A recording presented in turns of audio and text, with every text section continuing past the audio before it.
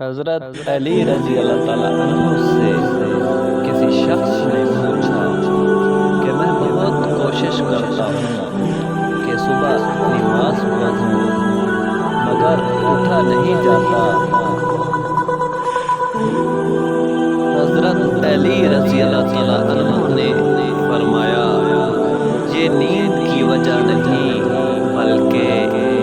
तुम जो सारे दिन में जो गुनाह करते हो वो तुम्हारे गर्दन में तोक, हाथों में हथकड़ी और पाँव में बीड़ियां बांधकर